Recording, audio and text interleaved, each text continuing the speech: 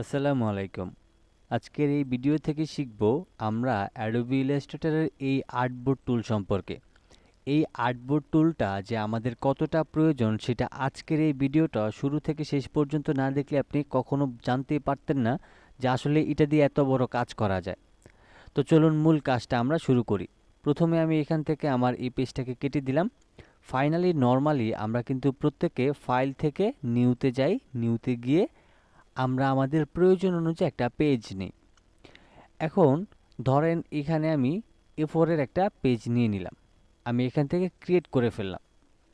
এখন আমার কিন্তু A4 সাইজের একটা পেজ ক্রিয়েট হয়ে গিয়েছে। এখন এই পেজটা ক্রিয়েট হয়ে যাওয়ার পর এখন আপনার কাছে মনে হচ্ছে যে এই পেজটা আসলে আমাদের এইভাবে করে হওয়া উচিত ছিল, অথবা এই পেজটা আমাদের আরও বড় করা উচিত ছিল। তো সেক্ষেত্রে আমরা প্রত্যেকে কি করি, এখান থেকে এই পেজটাকে কেটে দিয়ে আবারও নতুন করে পেজ নিই। তো এটা কিন্তু আর এখন করা লাগবে না, কারণ এখানে আমাদের যে আর্টবোর্ড টুলটা রয়েছে, এই আর্টবোর্ড টুলের মাধ্যমে আমরা কিন্তু এখান থেকেই এই পেজটাকে বড় ছোট ডানে বামে হরিজন্টাল ভার্টিক্যাল করতে পারবো। তো চলুন আমরা দেখে নিই। প্রথমে আমি এখানে এই যে এখানে আর্টবোর্ড টুলটা রয়েছে, এখানে আমরা মাউসের লেফট বাটনটা ডাবল ক্লিক করব।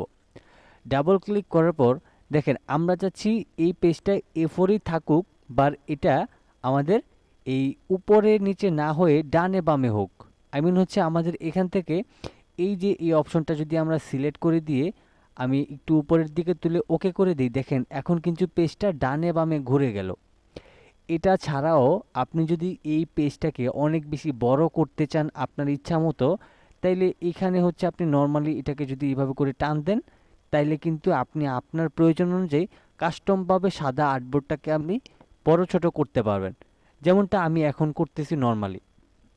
আপনার যত বড় প্রয়োজন পড়ে, যেমন ধরেন আমি একটু জুম আউট করে নিলাম, এখন আমি ধরেন এই কোণা পর্যন্ত নিয়ে আসলাম, আরও জুম আউট করলাম, আমি এই কোণা পর্যন্ত নিয়ে আসলাম।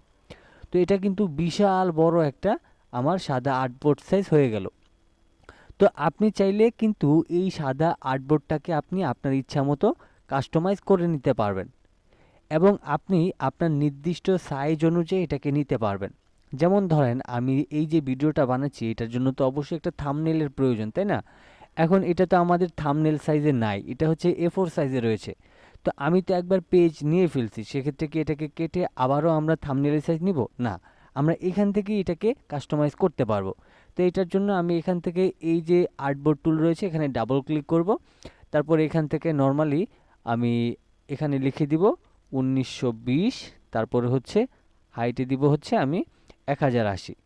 তো আমি এখান থেকে লিখে দিচ্ছি 1080। এবার আমি এখান থেকে এই যে এখানে এটাকে সিলেক্ট করে দিয়ে যদি ওকে করে দিই, তাহলে এইটা এখন কিন্তু আমার থাম্বনেইলের সাইজে হয়ে গেছে। তো এই যে এখন যে সাদা সাইজটা দেখতেছেন, নর্মালি কিন্তু আপনারা আমার ভিডিওগুলি প্লে করলে এই ধরনের সাইজে একটা আপনার সাদা আর্টবোর্ড দেখতে পান।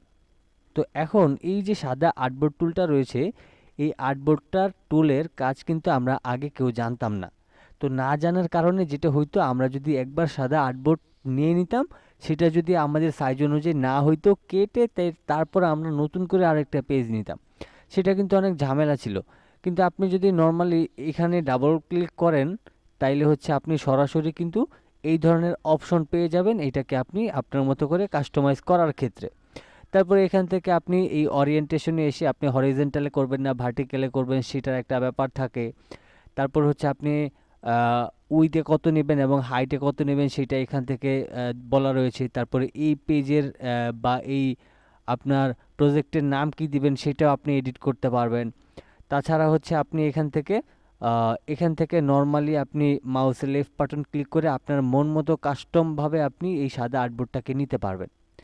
তো এই যে সুবিধাটা রয়েছে, এটা কিন্তু আগে আমরা এই টুলটা না জানার কারণে আগে এই জিনিসটা বুঝতাম না। তো যারা আজকের এই ভিডিও থেকে এই নতুন অপশনটা শিখেছেন তারা অবশ্যই কমেন্ট বক্সে জানিয়ে দিবেন।